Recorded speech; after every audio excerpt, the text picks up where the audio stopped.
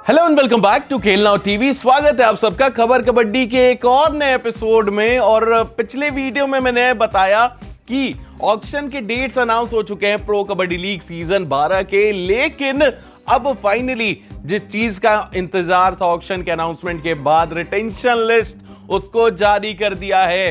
PKL के 12 टीमों ने बहुत ही सरप्राइजिंग रिटेंशन किया है। ऐसे 12 खिलाड़ियों के नाम मैं अभी आपको कुछ देर में बताऊंगा जिनको रिलीज किया गया, इंक्लूडिंग प्रदीप नरवाल, पवन शेरावत, नवीन, आशु मलिक। ऐसे 12 खिलाड़ियों को रिटेन नहीं किया गया इस सीजन। इतने बड़े बड़े नाम है कि इस बार ऑक्शन के टेबल पे इतना मजा आने वाला है। 31 मई को जो ऑक्शन होगा, ए और बी कैटेगरी में ये सारे खिलाड़ी होंगे। देखना पड़ेगा यार किसके ऊपर कितनी बोली लगेगी और क्या पिछले साल का रिकॉर्ड टूटेगा, जो कि पिछले साल के मोस्ट एक्सपेंसिव प्लेयर थे सचिन तंवर।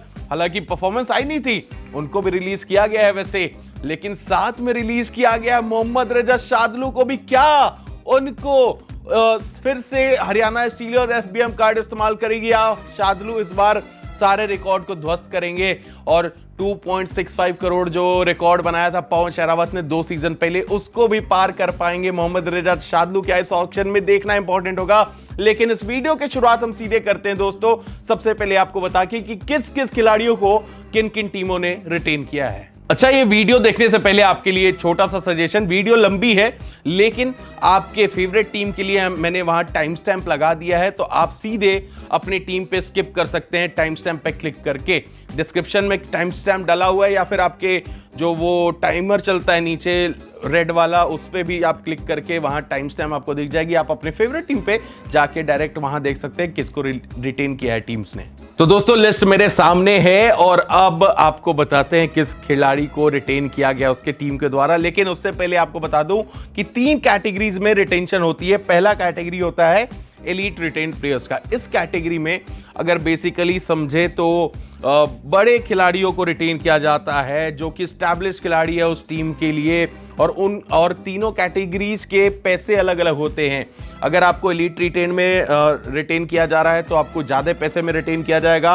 उसके बाद सेकंड कैटेगरी होती है रिटेन्ड यंग प्लेयर्स की। इसमें जो टीमें होती हैं जो अपने यंग प्लेयर्स थे उनके पास, उनके साथ में सीजन दर सीजन है, इस कैटेगरी में रिटेन होते हैं। इस कैटेगरी में थोड़ा सा कम पैसे मिलते हैं एलीट रिटेन्ड प्लेयर्स के कंपैरिजन में।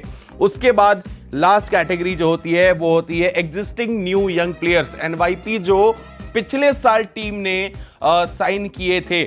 ऐसे भी जो भी एनवाईपीज को साइन किया जाता है उनको 2 साल के कॉन्ट्रैक्ट पे साइन किया जाता है, तो वो इस कैटेगरी में रिटेन होते हैं, एलीट यंग प्लेयर्स की कैटेगरी में। सबसे पहले शुरुआत करते हैं, अल्फाबेटिकली ही चलते हैं, तो सबसे पहले बंगाल वॉरियर्स पे चलते हैं। बंगाल वॉरियर्स ने रिटेन किया है एलीट रिटेन प्लेयर्स की कैटेगरी में सिर्फ एक खिलाड़ी को, विश्वास एस। पिछले साल विश्वास ने टीम को भरोसा दिलाया था, विश्वास दिलाया था कि उनमें कैलिबर है कि आगे टीम को लेके चलें। वहीं रिटेन्ड यंग प्लेयर्स में उन्होंने किसी को रिटेन नहीं किया है, और लास्ट में उनके जो लास्ट कैटेगरी है एग्जिस्टिंग यंग प्लेयर्स की, उसमें उन्होंने रिटेन किया यश मलिक को, मंजीत को, दीप कुमार को और सुशील कांबरेकर को। याद होगा सुशील का पेस और वो जिस हिसाब से रेडिंग कर रहे थे, इंजर्ड हो गए थे हालांकि बाद में, लेकिन सुशील कांबरेकर ने छाप छोड़ दिया था। तो ये सारे खिलाड़ी आपको रिटेन होते हुए नजर आए हैं। अगर हम बात करें बंगाल वॉरियर्स की तरफ से, तो फिर से बता दूं, यश मलिक, मंजीत, दीप कुमार, सुशील कांबरेकर और विश्वास एस, यानी ना नितिन और ना मनिंदर सिंह, दोनों स्टार नहीं हैं अब टीम में, ना ही फजल अतरा चली। तो बेंगलुरु पे अब चलते हैं। बेंगलुरु बुल्स ने ना एलीट रिटेन प्लेयर्स में से किसी को रिटेन किया है, ना रिटेन्ड यंग कैटेगरी में किसी को रिटेन किया है। सिर्फ बेंगलुरु बुल्स ने एनवाईपीज को रिटेन किया है। उनके नाम है चंद्र नायक, लकी कुमार, मंजीत और पंकज। पंकज का परफॉर्मेंस बहुत ही अच्छा रहा था। ये सब खिलाड़ी तो मतलब आपको दिख रहा है कि द गोट ऑफ कबड्डी भी रिटेन होते हुए नहीं नजर आए हैं। अब चलते हैं तीसरी टीम की तरफ। दबंग दिल्ली ने भी एलीट रिटेन में किसी को नहीं रखा है, ना ही उन्होंने रखा है रिटेन यंग प्लेयर्स ने भी।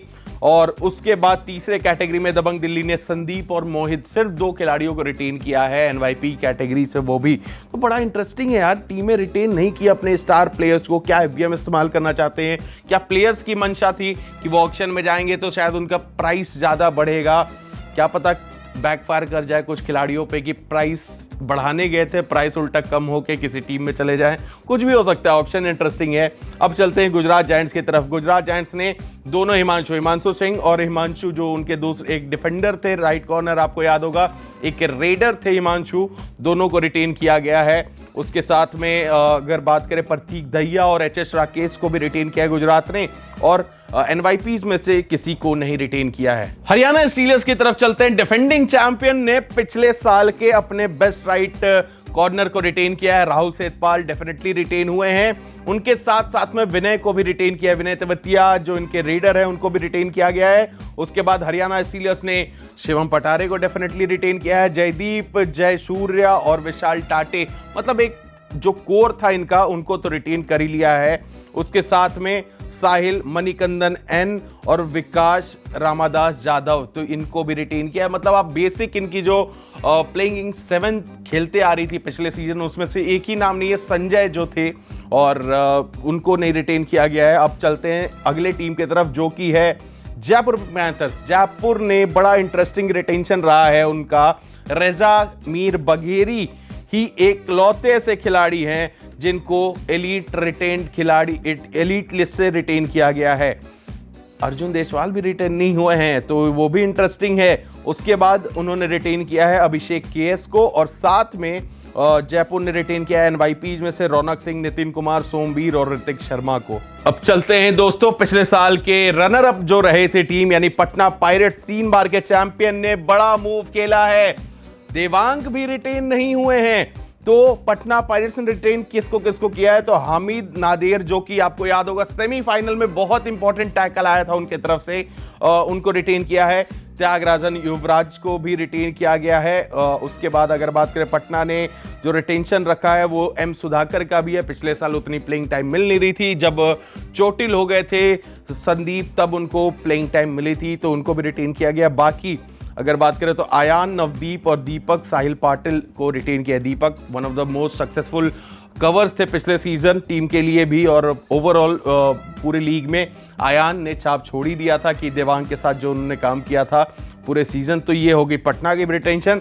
अब चलते हैं अगली टीम पुनेरी पल्टन की तरफ। तो पुनेरी पल्टन एक ऐसी टीम है जो कि जानी जाती है अपने कोर को रिटेन करने के लिए। पीकेएल सीजन 8 में जो कोर बनाया था इन्होंने अनूप कुमार की कोचिंग में, लगभग वही कोर अब तक चली आ रही है, और इस सीजन भी उन्होंने वही काम किया है। पुनेरी ने एलीट रिटेन प्लेयर्स में रिटेन किया है अभिनेश नागराजन, गौरव खत्री और पंकज मोहिते को। तो ये जो पंकज मोहिते उनके लिए कप्तानी भी कर रहे थे पिछले सीजन, असलम जब इंजर्ड हो गए थे, तो ये 3 खिलाड़ी, उनके साथ साथ असलम इनामदार डेफिनेटली होंगे रिटेन। मोहित गोयत को भी रिटेन किया, ददासो पुजारी और आदित्य शिंदे को भी रिटेन किया गया है पुनेरी पल्टन की तरफ से। एनवाईपीज में उन्होंने किसी को रिटेन नहीं किया है। अब चलते हैं अगली टीम दोस्तों, तमिल तलाइवर्स की तरफ से। तमिल तलाइवर्स ने भी पिछले सीजन, आपको पता होगा, बिग मनी मूव किया था उन्होंने। सचिन तंवर को मोस्ट एक्सपेंसिव प्लेयर पिछले सीजन ऑक्शन में बनाया था, 2 करोड़ से ज्यादा उनको दिए थे, लेकिन रिटेन नहीं किया। इस बार उनको मोइन सफागी को रिटेन किया है, हिमांशु को रिटेन किया है, और साथ में सागर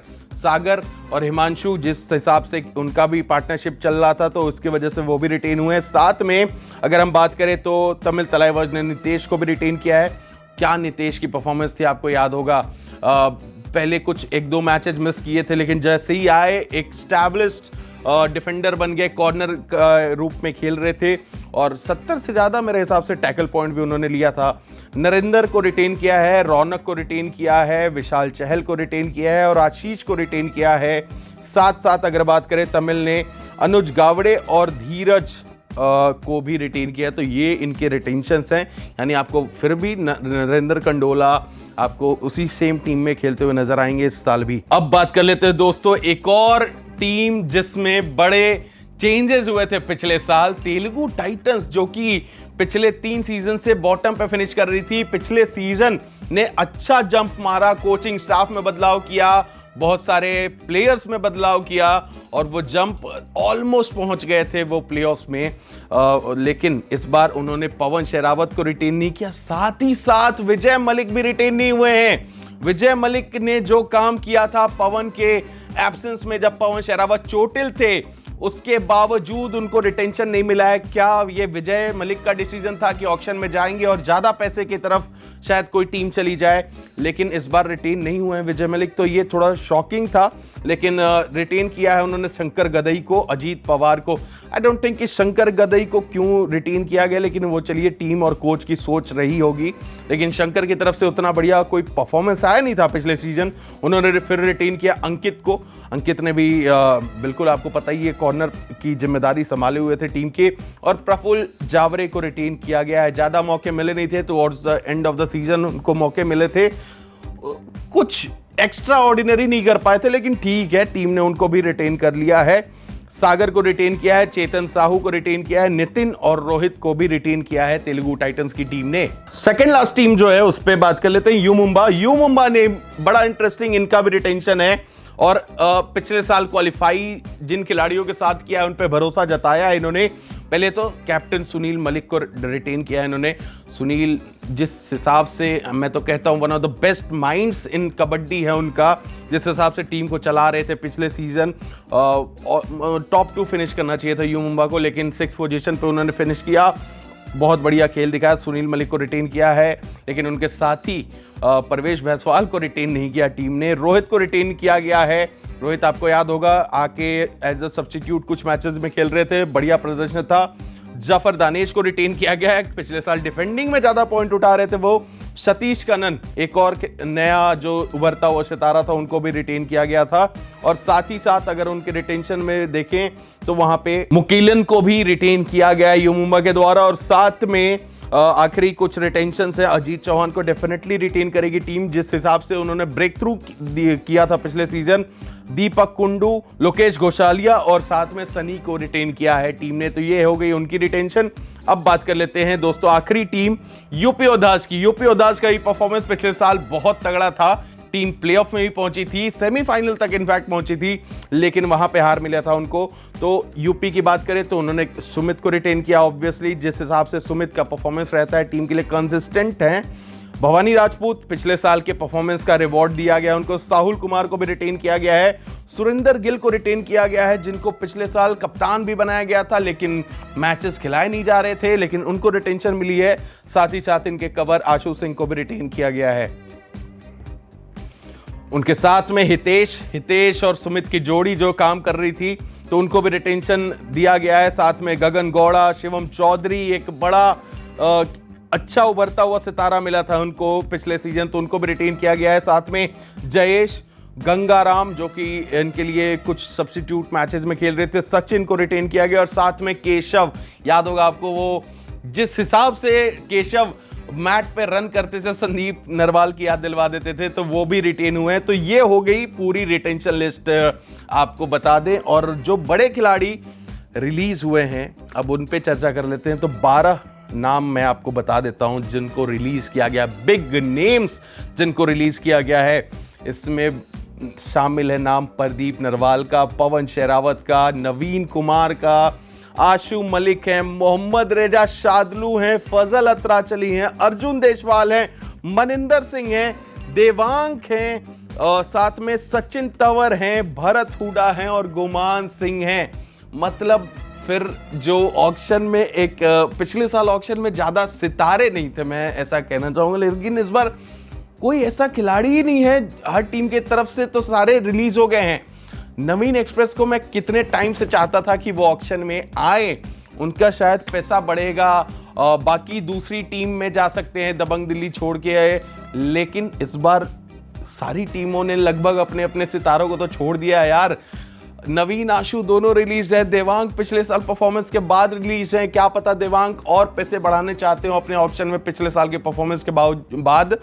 मोहम्मद रेजा शादलू फिर से 2 करोड़ के पार जा सकते हैं, फिर से इस सीजन सबसे महंगे खिलाड़ी बन सकते हैं। जब पीकेएल सीजन 10 की ऑक्शन हो रही थी तो 2.35 करोड़ पे बिके थे, सबको लगा मोस्ट एक्सपेंसिव बन जाएंगे, वहां चला गया था वो पवन शेरावत के नाम।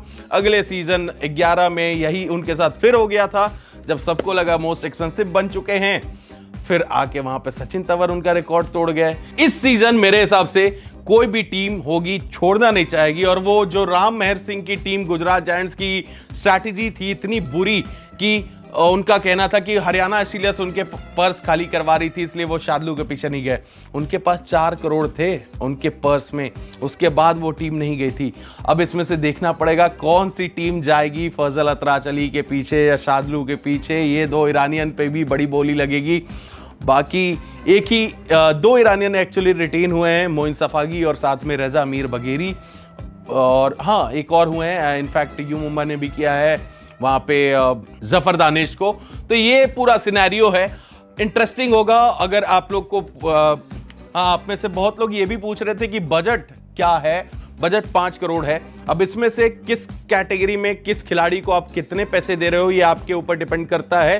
तो ये 5 करोड़ में से जितने खिलाड़ियों को आपने रिटेन किया है वो मनी माइनस हो जाता है।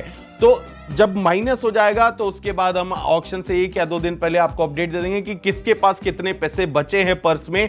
और जिसके पास बचे होंगे 4 करोड़ के आसपास, मेरे हिसाब से वो टीम हो सकती है मे बी पुनेरी पल्टन, क्योंकि अपना कोर ही रिटेन कर लिया। या सॉरी, पुनेरी पल्टन नहीं हो सकती है वहां पे। लेकिन मैं अगर एक गेस करूं कि कौन सी टीम के पास सबसे ज्यादा, गुजरात के पास इनफैक्ट हो सकता है सबसे ज्यादा पैसे, बंगाल के पास हो सकता है, बेंगलुरु के पास हो सकता है, दबंग दिल्ली के पास हो सकता है बहुत ज़्यादा पैसे पर्स में। तो क्या ये टीम में अपने आप फेवरेट सितारों को देखना चाहेंगे, ये हमें कमेंट में ज़रूर बताएगा। वीडियो अगर पसंद आई हो तो आप यहाँ पे हमें लाइक बटन ज़रूर दबा सकते हैं।